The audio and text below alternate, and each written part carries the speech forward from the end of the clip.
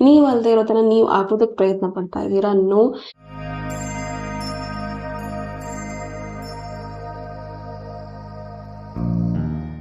Hare Krishna, welcome back to my channel. So friends, ನಿಮ್ಮ ವ್ಯಕ್ತಿಯ correct energies ಏನಿದೆ, ಅವರು ಈ ಪ್ರೀತಿಯಲ್ಲಿ ನಿಮಗೆ ಲಾಯಲ್ ಆಗಿ ಇದ್ದಾರಾ ಅಥವಾ ನಿಮಗೆ ಚೀಟ್ ಮಾಡ್ತಾ ಇದ್ದಾರಾ? ನಿಮ್ಮ ಕನ್ಫ್ಯೂಷನ್ಸ್ ಏನಾದರೂ ಅವ್ರು ನನ್ನ ಜೊತೆ ಲಾಯಲ್ ಆಗಿದ್ದಾರಾ ಅಥವಾ ಡಬಲ್ ಗೇಮ್ ಮಾಡ್ತಾ ಇದ್ದಾರಾ ಅಥವಾ ಅಶ್ಯೂರೆನ್ಸ್ ಕೊಡ್ತಾರಾ ಇಲ್ವಾ, ಕಮಿಟ್ಮೆಂಟ್ ಕೊಡ್ತಾರಾ ಇಲ್ವಾ, ಅವರ ಸಿಚುವೇಶನ್ಸ್ ಏನಿದೆ ಎಲ್ಲವನ್ನು ತಿಳ್ಕೋಬೇಕು ಅಂತ ಅಂದರೆ ಈ ವಿಡಿಯೋ ಖಂಡಿತ ನಿಮಗೋಸ್ಕರ ಅಂತ ಹೇಳ್ತೀನಿ. ಓಕೆ, ವಿಡಿಯೋ ಜನರಲ್ ಆಗಿರುತ್ತೆ, ಪಿಕ ಕಾರ್ಡ್ ಆಗಿರುತ್ತೆ, ನಿಮ್ಮ ಜೊತೆ ರೆಸ್ನೇಟ್ ಆದರೆ ಮಾತ್ರ ತಗೊಳ್ಳಿ. ಹಾಗೆ ಟೈಮ್ಲೆಸ್ ಆಗಿರುತ್ತೆ. ಯಾವಾಗ ಸ್ಕ್ರೀನ್ ಮೇಲೆ ನೋಡ್ತೀರಾ ಆವಾಗ ಇದು ನಿಮಗೆ ರೆಸ್ನೇಟ್ ಆಗುವಂಥದ್ದು. May 23 ರಿಲೇಶನ್ಶಿಪ್ ವರ್ಕ್ಶಾಪ್ನ ಕಂಡಕ್ಟ್ ಮಾಡ್ತಾ ಇದ್ದೀನಿ. ಇಂಟ್ರೆಸ್ಟ್ ಇರೋರು ವರ್ಕ್ಶಾಪ್ನ ಜಾಯ್ನ್ ಆಗಬಹುದು. ವರ್ಕ್ಶಾಪ್ನ ಡೀಟೇಲ್ಸ್ ಡಿಸ್ಕ್ರಿಪ್ಷನಲ್ಲಿ ಇರುತ್ತೆ, ಡಿಸ್ಕ್ರಿಪ್ಷನ್ನ ಚೆಕ್ ಮಾಡ್ಕೊಳ್ಳಿ ಅಂತ ಹೇಳ್ತಾ, ಆ್ಯಂಡ್ ನಿಮ್ಮ ಒಂದು ರಿಲೇಶನ್ಶಿಪ್ನ ಹೀಲ್ ಮಾಡ್ಕೋಬೇಕು, ನಿಮ್ಮ ಒಂದು ರಿಲೇಶನ್ಶಿಪ್ಪಲ್ಲಿ ಒಂದು ಗ್ರೋತ್ ಅನ್ನೋದನ್ನು ತಗೋಬೇಕು ಆ್ಯಂಡ್ ನೀವು ಹೀಲ್ ಆಗಬೇಕು ಅನ್ನೋ ಆಸೆ ನಿಮಗಿದೆ, ಆ್ಯಂಡ್ ರಿಪೀಟೆಡ್ ಪ್ಯಾಟರ್ನ್ಸ್ ಇಂದ ಹೊರಗೆ ಬರಬೇಕು ಅಂತ ನಿಮಗೆ ಅನಿಸಿದ್ರೆ ನಿಮಗೋಸ್ಕರ ಈ ಒಂದು ವರ್ಕ್ಶಾಪ್ನ ಗಿಫ್ಟ್ ಆಗಿ ತಗೊಳ್ಳಿ ಅಂತ ಹೇಳ್ತಾ, okay. So coming back to video, again I am telling, general reading ಆಗಿರುತ್ತೆ. ಓಪನ್ ಮೈಂಡೆಡ್ ಇಂದ ಈ ರೀಡಿಂಗ್ ನೋಡಿ, take what resonates to you. ಹಾಗೆ ಟೈಮ್ಲೆಸ್ ಆಗಿರುತ್ತೆ. ಯಾವಾಗ ಸ್ಕ್ರೀನ್ ಮೇಲೆ ನೋಡ್ತೀರಾ ಆವಾಗ ಇದು ನಿಮಗೆ ರೆಸನೇಟ್ ಆಗುವಂಥದ್ದು. ಸೊ ಗೈಸ್, ನಾನು ಇಲ್ಲಿ 2 ಸ್ಟೋನ್ಗಳನ್ನ ಇಟ್ಟಿದ್ದೀನಿ. ನಿಮಗೆ ಯಾವ ಒಂದು ಸ್ಟೋನ್ ಅಟ್ರಾಕ್ಟ್ ಆಗ್ತಾ ಇದೆ ಆ ಒಂದು ಸ್ಟೋನ್ನ ಚೂಸ್ ಮಾಡಿಕೊಂಡು ನಿಮ್ಮ ಪೈಲ್ನ ಚೂಸ್ ಮಾಡ್ಕೊಳ್ಳಿ. ಓಕೆ, ಅಥವಾ ಸ್ಟೋನ್ನ ಸೆಲೆಕ್ಟ್ ಮಾಡ್ಕೊಳಕ್ಕೆ ಆಗ್ತಾ ಇಲ್ಲ ಅಂದರೆ ಪೈಲ್ ನಂಬರ್ 1, ಪೈಲ್ ನಂಬರ್ 2 ಅಂತ ನೀವು ಚೂಸ್ ಮಾಡ್ಕೋಬೋದು. ಓಕೆ, ಫಸ್ಟ್ ಪೈಲ್ ನಂಬರ್ 1 ಅಲ್ಲಿ green apatite and second one is green aventurine. So ನಿಮಗೆ ಯಾವ ಒಂದು ಸ್ಟೋನ್ ಅಟ್ರಾಕ್ಟ್ ಆಗ್ತಾ ಇದೆ ಆ ಒಂದು ಸ್ಟೋನನ್ನು ಚೂಸ್ ಮಾಡ್ಕೊಳ್ಳಿ ಆ್ಯಂಡ್ ನಿಮ್ಮ ಒಂದು ರೀಡಿಂಗ್ ಅನ್ನೋದನ್ನು ನೋಡ್ಕೊಳ್ಳಿ.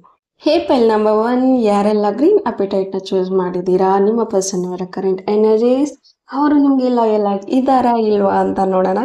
Okay, so 4 of Wands, okay, 9 of Cups, okay, King of Swords. Wow, answer ಏನಿರುತ್ತೆ ಅಂತ ಗೆಸ್ ಮಾಡಿ. Obviously yes, it's a big yes, strong yes ಅಂತಾನೆ ಹೇಳ್ಬಹುದು, ಬಿಕಾಸ್ 3 ಕಾರ್ಡು ಪಾಸಿಟಿವ್ ಕಾರ್ಡ್ಸೇ ಬಂದಿದೆ.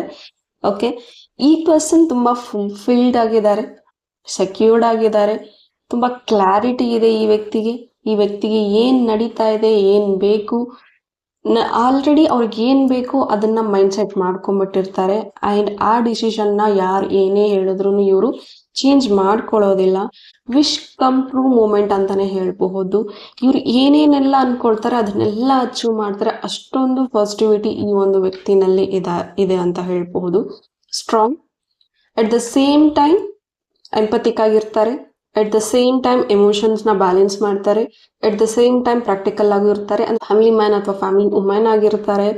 ಆ್ಯಂಡ್ ಕೆರಿಯರ್ ಅಂತ ಬಂದರೆ ಅಲ್ಲಿ ತುಂಬಾ ಸ್ಟ್ರಾಂಗ್ ಆಗಿ ನಿಂತ್ಕೊಳ್ತಾರೆ ಅಂತ ಹೇಳಬಹುದು. ಆ್ಯಂಡ್ ಇವರು ನಿಮ್ಮ ಒಂದು ಆಬ್ವಿಯಸ್ಲಿ ಇವರು ನಿಮ್ಮ ಜೊತೆ ಮದುವೆ ಅನ್ನೋದನ್ನು ಮಾಡ್ಕೋಬೇಕು ಅಂತಲೂ ಅಂದ್ಕೊಳ್ತಾ ಇರ್ತಾರೆ. ಇಲ್ಲಿ ಕೆಲವ್ರದ್ದು ಟ್ವಿನ್ ಫ್ಲೇಮ್ ಎನರ್ಜೀಸ್ ಕೂಡ ಇದೆ.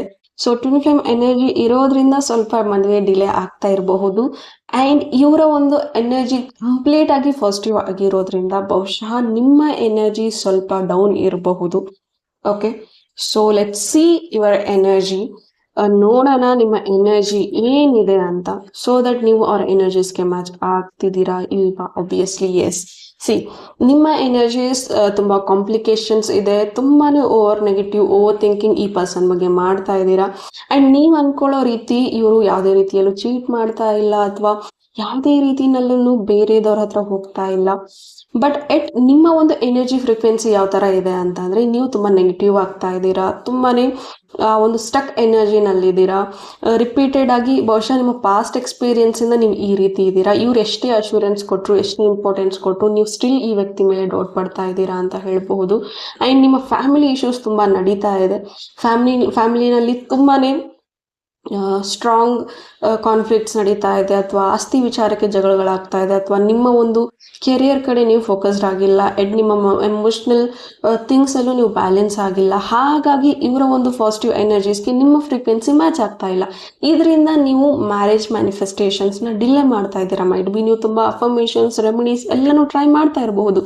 ಬಟ್ ದ ಸೇಮ್ ಟೈಮ್ ನಿಮ್ಮ ಎನರ್ಜೀಸ್ ಕ್ಲೆನ್ಸ್ ಆಗ್ತಾ ಇಲ್ಲ, ನಿಮ್ಮ ಒಂದು ಎಮೋಷ್ನಲ್ ಬ್ಲಾಕೇಜಸ್ನ ನೀವು ರಿಮೂವ್ ಮಾಡ್ಕೊಳ್ತಾ ಇಲ್ಲ. ಇಲ್ಲ. ಆ್ಯಂಡ್ ಕಾನ್ಫ್ಲಿಕ್ಟ್ಸ್ ನಿಮ್ಮ ತಲೆಯಲ್ಲಿ ಏನಿದೆ ಅದನ್ನು ನೀವು ಹೊರಗೆ ಹೋಗ್ತಾ ಇಲ್ಲ, ಹೊರಗೆ ಹಾಕ್ತಾ ಇಲ್ಲ ಅಂತ ಅಂದರೆ ನೀವು ಈ ವ್ಯಕ್ತಿ ಫ್ರೀಕ್ವೆನ್ಸಿಗೆ ಹೇಗೆ ಮ್ಯಾಚ್ ಆಗ್ತೀರಾ?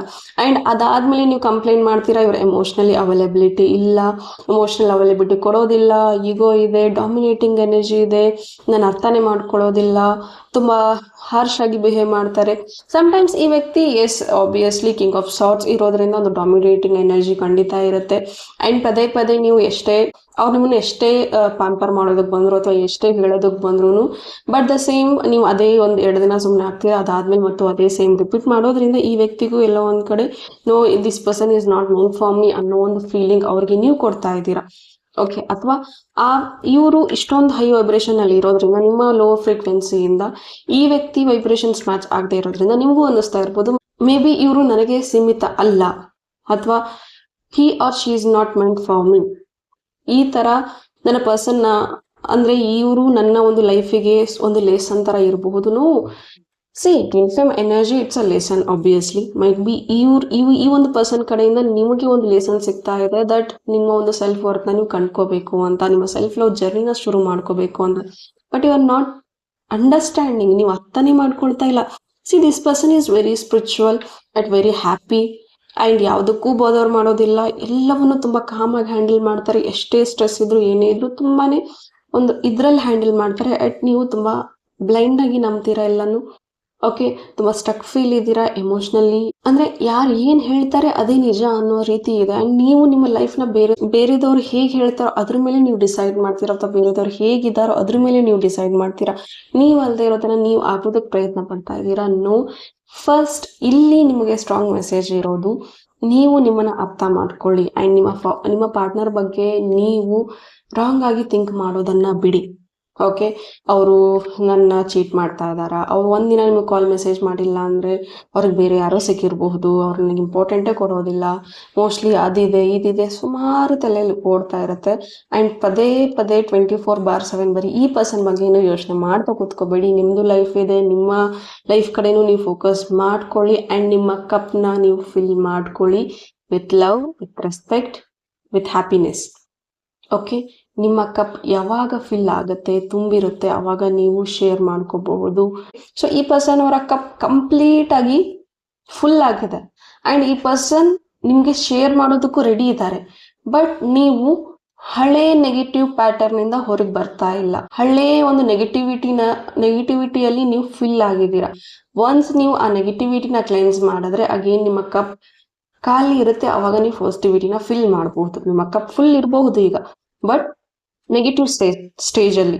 So heal your energy, cleanse your energy and definitely ಈ ಥರ ಸಿಚುವೇಶನ್ ನೀವು ಫೇಸ್ ಮಾಡ್ತಾ ಇದ್ದೀರಾ ಅಂತಂದರೆ ಹೀಲಿಂಗ್ ವರ್ಕ್ಶಾಪ್ ನಿಮಗೆ ತುಂಬ ತುಂಬ ತುಂಬ ಎಫೆಕ್ಟಿವ್ ಆಗಿ ಹೆಲ್ಪ್ ಮಾಡುತ್ತೆ ಆ್ಯಂಡ್ ನಿಮಗೆ ಹೀಲ್ ಆಗೋದಕ್ಕೆ ಒಂದು ಅವಕಾಶ ಇದೆ. So don't miss the opportunity, join the healing workshop. Okay, so ಇದಾಗಿತ್ತು ನಿಮ್ಮ ಒಂದು ರೀಡಿಂಗ್. ಹೋಪ್ ಈ ರೀಡಿಂಗ್ ನಿಮಗೆ ಇಷ್ಟ ಆಗಿದೆ ಅಂತ ಭಾವಿಸ್ತೀನಿ. ಇಷ್ಟ ಆಗಿದ್ರೆ ಕಮೆಂಟಲ್ಲಿ ತಿಳಿಸಿ ಆ್ಯಂಡ್ ಇನ್ನೂ ನನ್ನ ಚಾನಲ್ನ ಸಬ್ಸ್ಕ್ರೈಬ್ ಮಾಡಿಲ್ಲ ಅಂದರೆ please do subscribe. Thank you, God bless you all.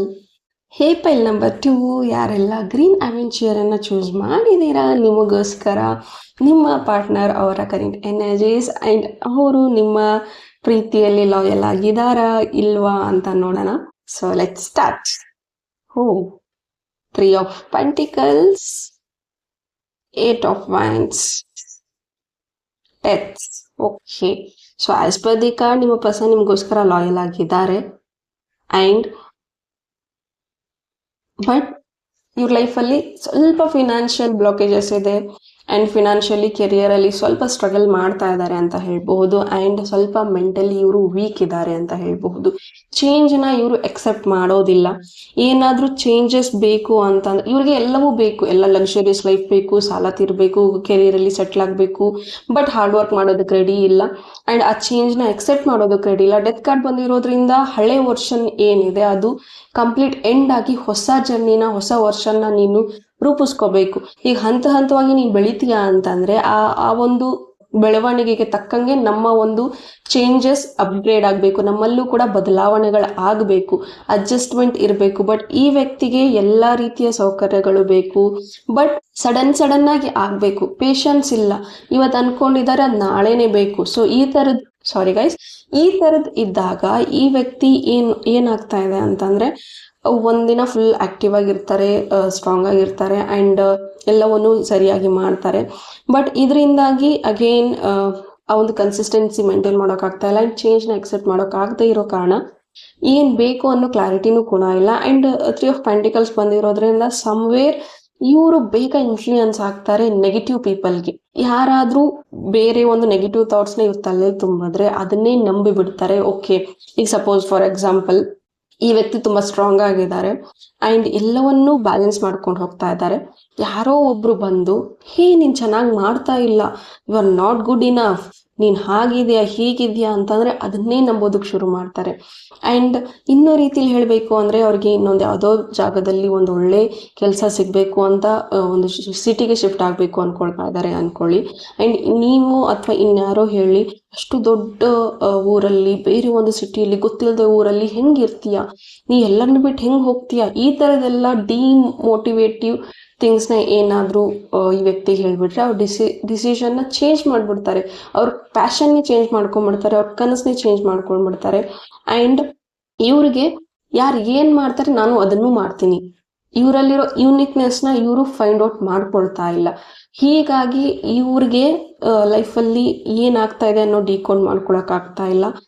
ಆ ಒಂದು ಕಾರಣಕ್ಕೆ ಬಹುಶಃ ಅವರು ನಿಮಗೆ ಸರಿಯಾದಂತಹ ಟೈಮ್ ಕೊಡ್ತಾ ಇಲ್ಲ, ಅಥವಾ ಬ್ಯಾಲೆನ್ಸ್ ಮಾಡೋಕೆ ಆಗ್ತಾ ಇಲ್ಲ, ಅಥವಾ ಇರಿಟೇಟ್ ಆಗ್ತಾ ಇದ್ದಾರೆ, ಅಥವಾ ಅವರ ಒಂದು ಬಿಹೇವಿಯರಿಂದ ನಿಮಗೆ ಇರಿಟೇಷನ್ ಆಗ್ತಾ ಇದೆ, ಅಥವಾ ನೀವು ಎಷ್ಟೊಂದು ಸತಿ ಹೇಳಿದ್ದೀರಾ ಈ ಥರ ಇರಬೇಡ, ಚೇಂಜ್ ಆಗು ಅಂತ. ಬಟ್ ಸ್ಟಿಲ್ ಈ ವ್ಯಕ್ತಿ ಅಗೇನ್ ಇವ್ರಿಗೆ ಯಾವಾಗಲೂ ಪುಷ್ ಬೇಕು ಅಂತ ಹೇಳಬಹುದು.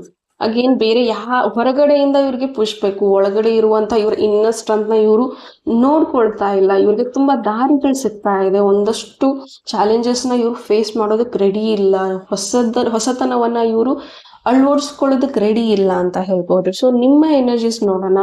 ಇನ್ನು ನಿಮ್ಮ ಒಂದು ಕಮಿಟ್ಮೆಂಟ್ ಅಥವಾ ನಿಮ್ಮ ಒಂದು ನೋ ಕಾಂಟ್ಯಾಕ್ಟ್ ಇದ್ರೆ ರಿಯೂನಿಯನ್ ಆಗದೆ ಇರೋ ಕಾರಣಕ್ಕೆ ಏನೆಲ್ಲ ಇದೆ. ನಿಮ್ಮ ಎನರ್ಜೀಸ್ ತುಂಬಾ ಪಾಸಿಟಿವ್ ಆಗಿದೆ, ತುಂಬಾ ಅಬಂಡೆಂಟ್ ಮೈಂಡ್ ಸೆಟ್ ಇದೆ ನಿಮ್ದು. ಓಕೆ, ಅಂಡ್ ಯಾವುದನ್ನು ಜಾಸ್ತಿ ನೀವು ಕ್ಯಾರಿ ಮಾಡೋದಿಲ್ಲ, ಬೇಗ ಲೆಟ್ಕೋ ಮಾಡ್ತೀರಾ, ಬೇಗ ಹೀಲ್ ಆಗ್ತೀರಾ, ಅಂಡ್ ತುಂಬಾ ಪ್ರಾಕ್ಟಿಕಲ್ ಇದ್ದೀರಾ ನೀವು.